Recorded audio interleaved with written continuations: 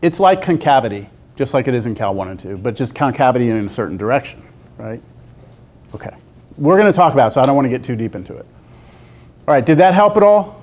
Yes? Okay.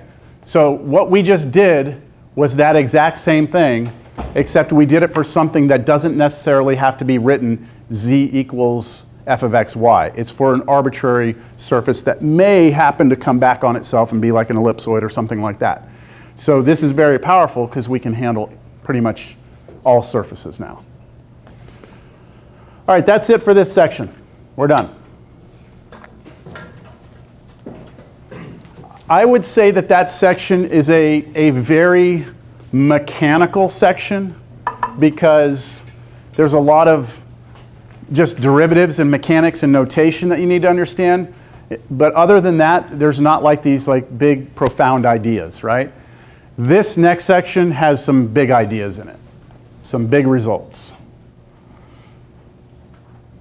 So we are now going to get into the topic of, let me see how that looks. The directional derivative and the gradient vector. How many of you have heard of a gradient vector before? Probably in physics or something, yeah? Where you know where you've heard it? Physics? Okay. So we're going to actually define it here, and we're going to see the power of it. It's an awesome thing. So the directional derivative.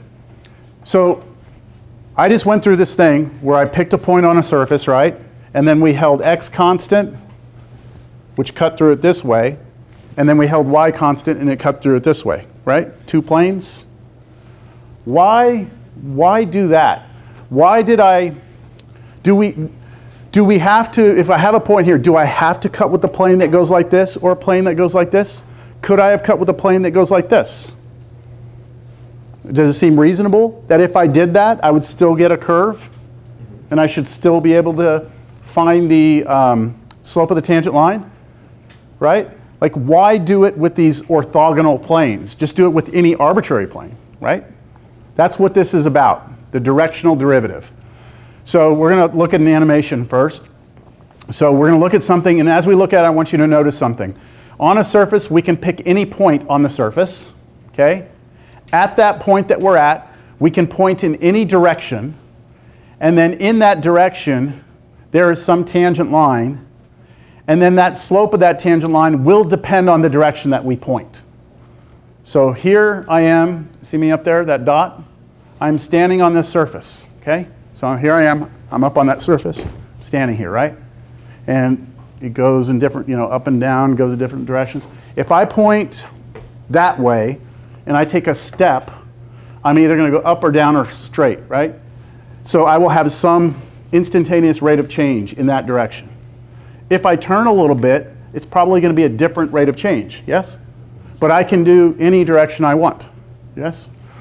So what you'll see here in this animation, or this thing here, is that if we look from the top, straight down, like looking at my head from the top down, this arrow represents my direction I'm pointing in, all right?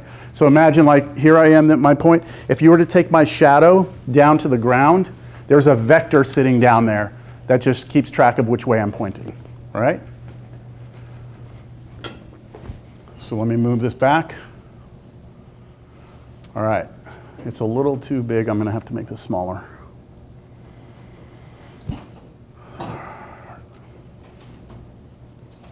Okay, here I go. I'm going to start turning. So I'm going to start pointing, see me pointing in different directions. That's my head. I'm kind of turning my body. I'm going around, right? Let's pick that direction right there. Okay, now what I'm doing is slice through with a plane. Boom, like that. And there's some curve now, right? And so I would like to see if I could find the slope of that tangent line, that blue one. You see it right there, that blue line? I'd like to find the slope of that. That's called the directional derivative, because the direction dictates what the slope is, right?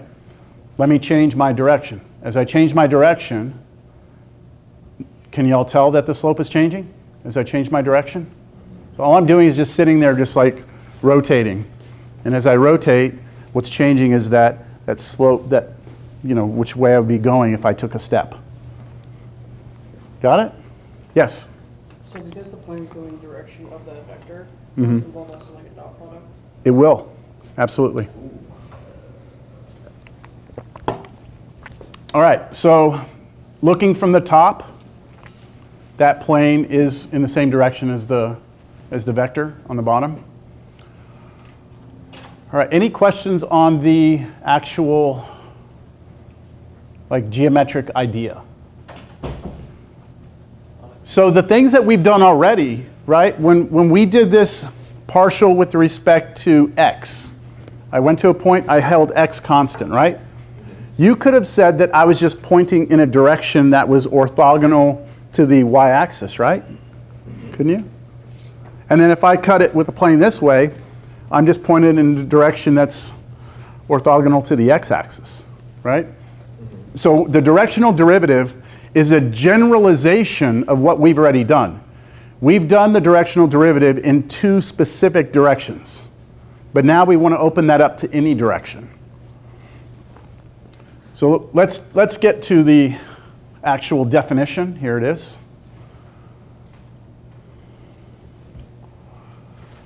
If you're given a surface, z is some function of x and y, then that function f has what we call a directional derivative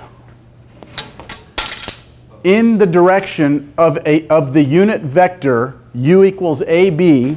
So that vector that was on the ground, that vector that was on the ground here, that's a two-dimensional vector.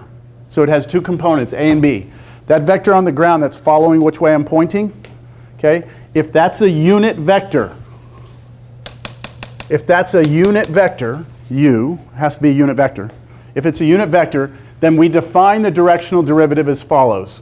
First notation, capital D, subscripted with the vector u. Then f of x, y. That's the notation to say we are taking a directional derivative in the direction of the unit vector u.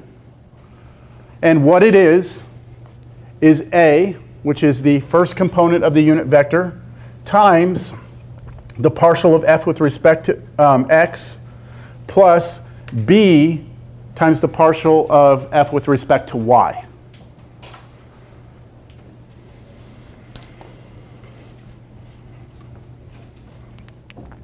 This answer we get is a number, and it just represents the slope of the tangent line in the direction that we're pointing. Let's do an example. And after this example, I want to see if we can extract a pretty cool idea from this. All right, here we go. We have a surface. Z equals f of x, y, which is x cubed minus 3xy plus 4y squared. I want you to find the directional derivative at this particular point, which means you go out 1, you go over 2, right? I'm plugging in 1, 2. Go out 1, plug in 2, then I'll be up somewhere on this surface, right? At that point, I want you to point in the direction of a vector that makes an angle of pi over 6 with the x-axis. So here's my x-axis. I go out the point 1, 2, up to the surface, here I am, and then I want to turn so that I'm pointing so that the vector on the ground makes an angle of pi over 6 with the x-axis. Point in that direction and tell me what the tangent line slope is. Okay, with me? All right, so we have to decide what order we want to do things. The definition. Can you see that formula again? I'm gonna put it right here. Okay. The definition is d, the derivative in the direction of the vector u of the function f of x, y is equal to a times the partial of f with respect to x at the point x, y plus b times the partial of f with respect to y at the point x, y, where u is the vector a, b, and what kind of vector is that? Unit vector. This must be a unit. What do I mean unit vector? Length of 1. All right. So what are we going to need for this problem? The partial of f with respect to x, we need that. we need the partial of f with respect to y, right? So we're going to have to do those two computations. We also need to find out what the unit vector is, all right? So what do y'all want to go after first? Do you want to go after the unit vector first, or do you want to go after the partials? Unit vector? Okay, so what I'd like to do,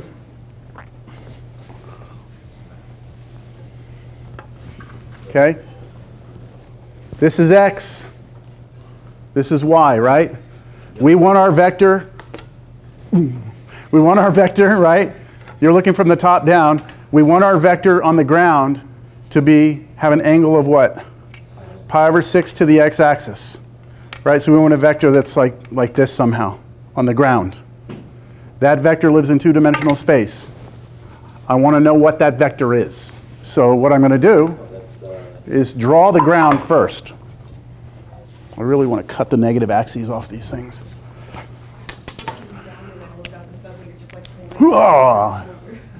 You've never seen someone hold an entire three-dimensional space in their hand before, right? Yeah, I have. Yeah.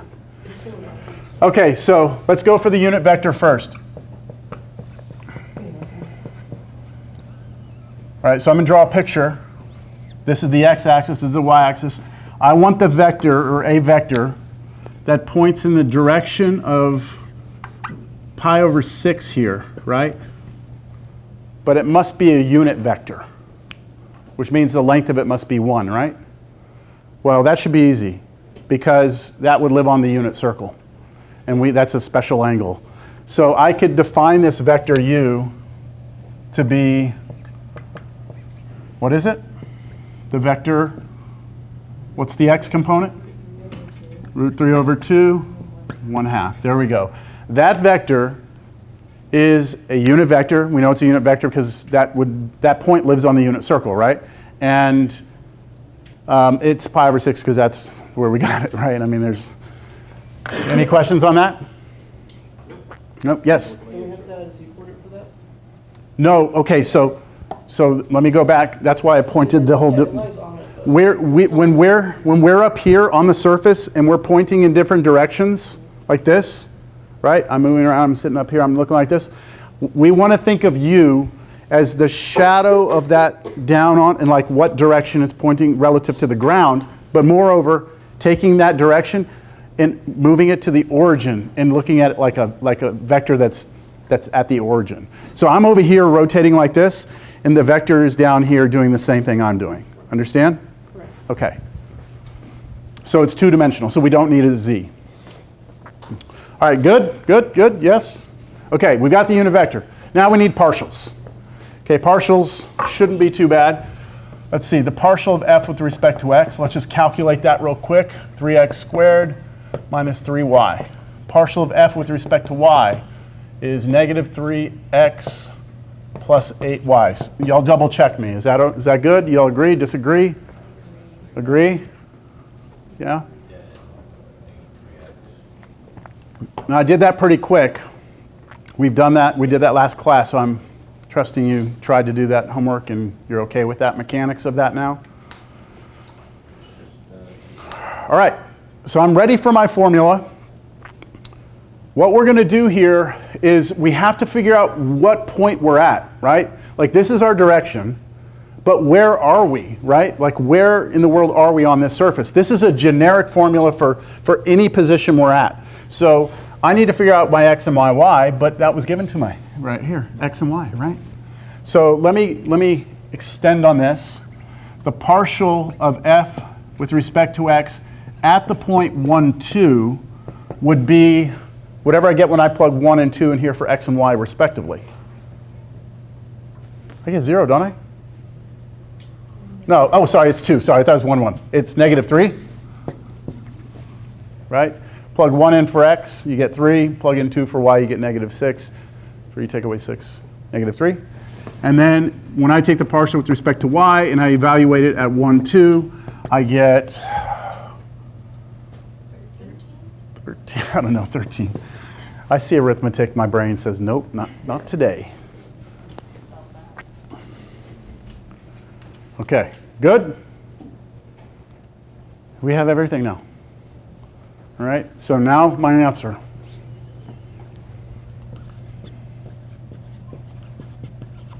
All right. The directional derivative in the direction of the vector u of the function f at the point 1, 2. See, this is only good for this one particular point on the surface in this one particular direction. So this would be, let's see, what was A? Root 3 over 2, right? That's A. That's B. So it would be root 3 over 2 times now this, which we got right here, -3, plus B, which is a half, times 13.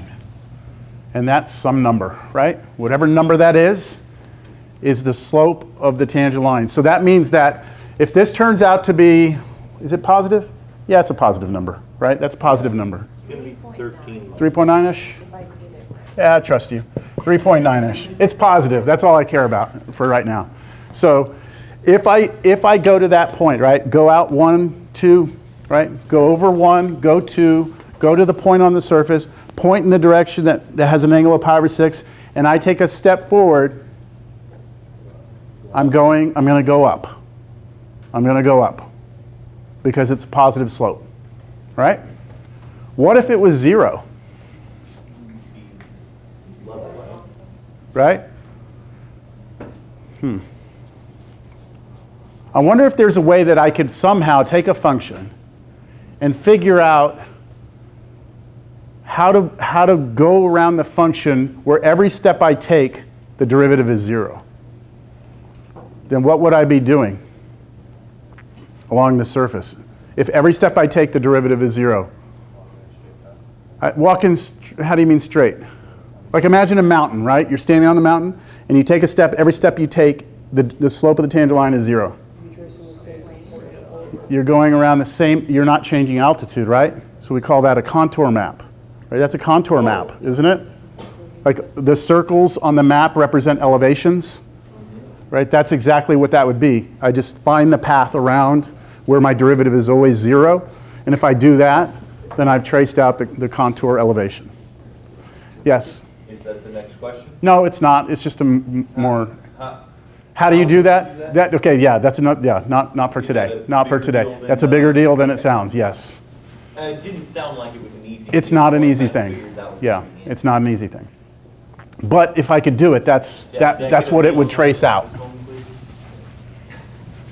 All right, ready for the next one? Next one.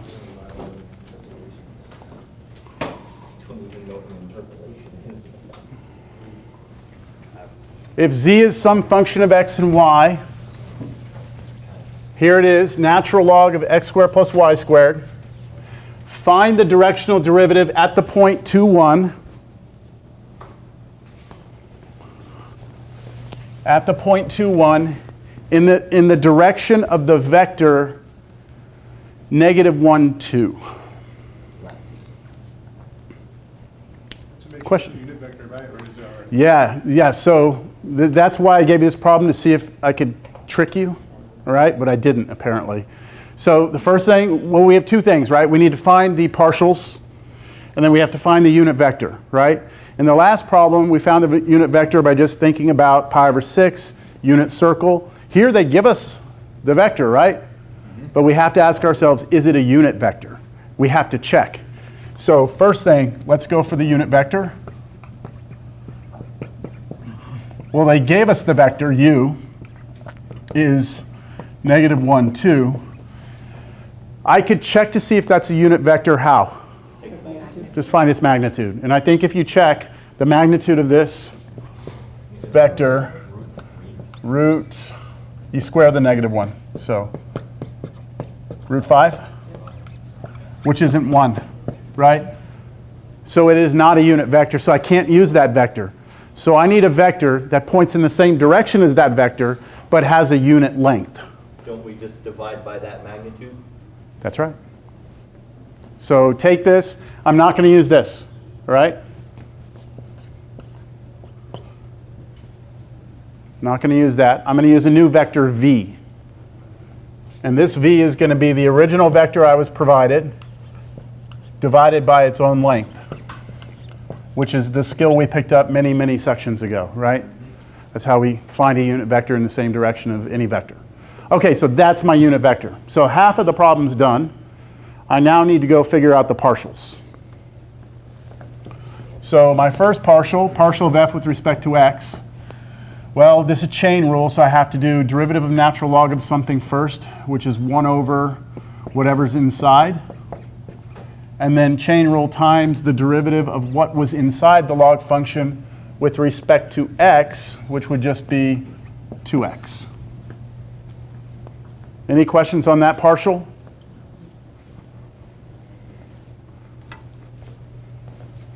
Maybe I'll rewrite it. 2x over x squared plus y squared, squared.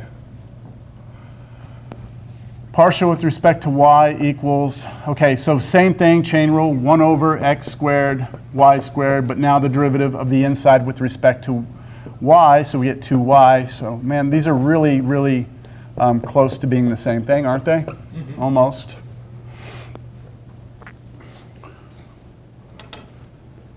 I would like to evaluate both of those partials at the actual x and y coordinate that I've been given now, and then I'll be ready to crank it into the formula. So the partial of f, this kind of, I'm done with that. I'm just now doing the partial of f with respect to x at the point 2, 1.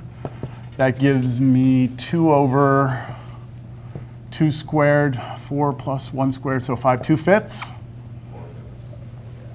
Yeah, yeah, thank you.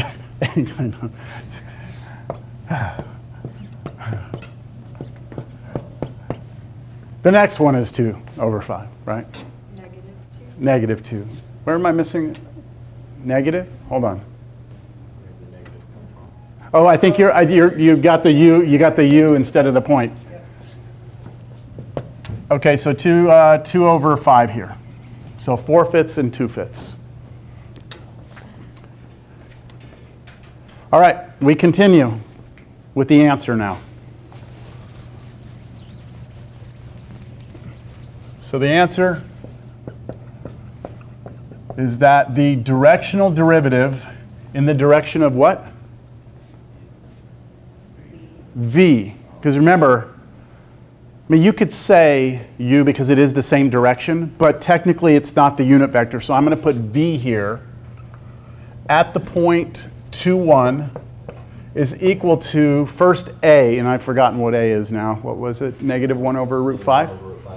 Negative 1 over root 5. That's your a if you're keeping track. Times the partial of f with respect to x at that point, so 4/5. Plus now the b, which was 2 over root 5, times the partial of f with respect to y at that point, which is 2/5. And you can get a, oh wait, hey, you get 0. Right? You get negative 4 over 5 root 5 plus 4 over 5 root 5. So they kill each other off. Which would mean if you take a step, it's flat. Just at the instantaneous rate of change. Maybe a little bit later it drops off, but just that instantaneous rate of change is 0. If it stayed 0 for a while, right, then you could say, you know, it's flat. Okay, good, good. Now the gradient vector, yes?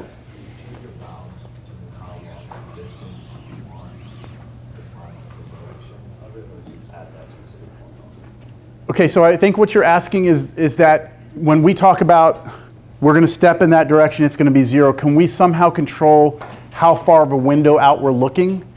Not really, because that's the whole idea of the derivative, is that you're taking a limit as something goes to 0, so you're going to an infinitesimal like point, so no. What you could do though is just take that point and pick a point somewhere next to it and just connect them with a line and then find, yeah, a vector and just, you know, see if it's flat. But that would be almost like back in Cal 1, where if you had a function and you were trying to figure out, the, you know, instead of finding the instantaneous rate of change, you just pick 2 points and draw a secant line and find that slope. There's no calculus involved for that. All right, now the gradient vector.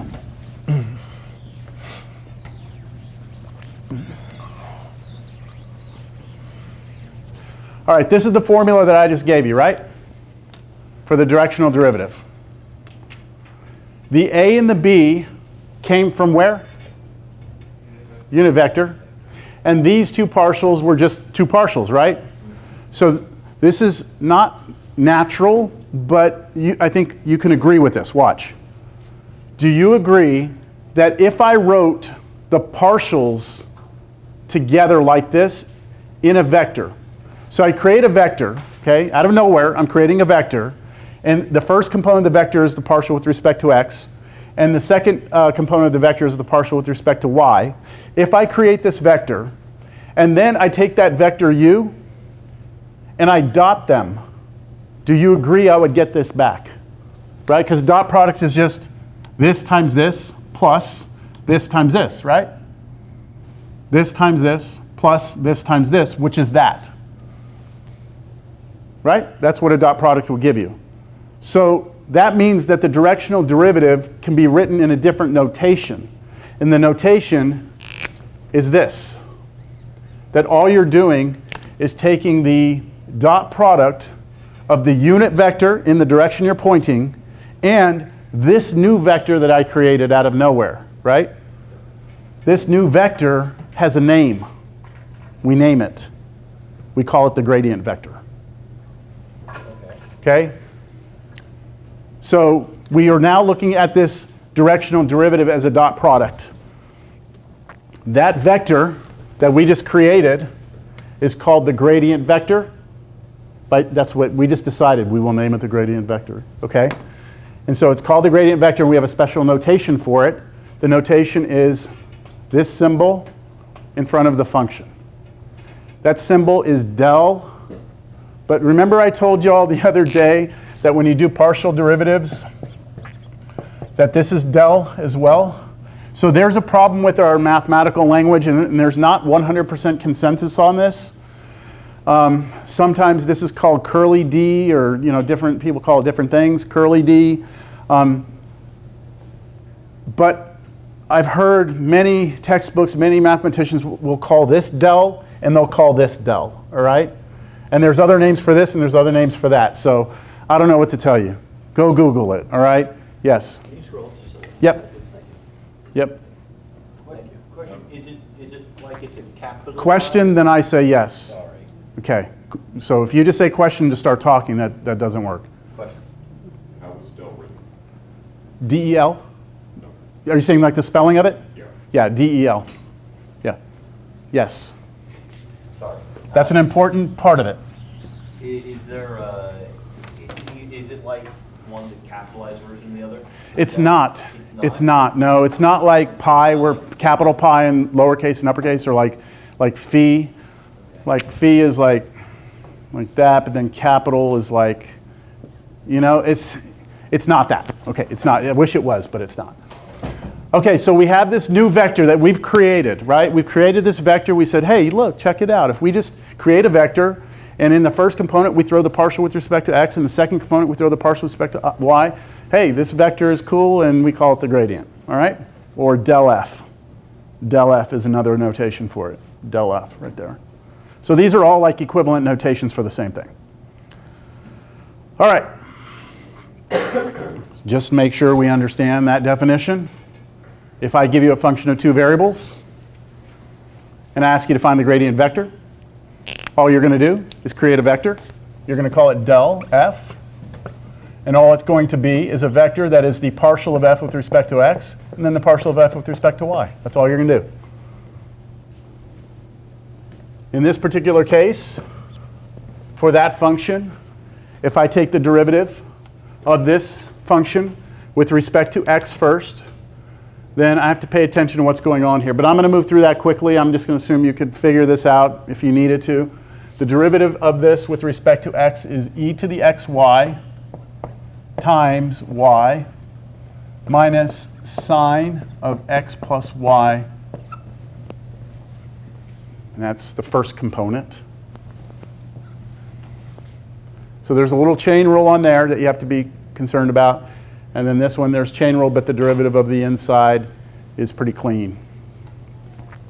And then the partial derivative with respect to y is e to the xy times x, and then minus sine of x plus y.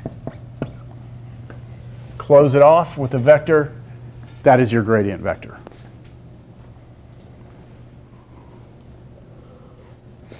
Do you all agree with me on that derivative? Or on those derivatives? Everyone in agreement? Okay. That's it. That's the gradient vector.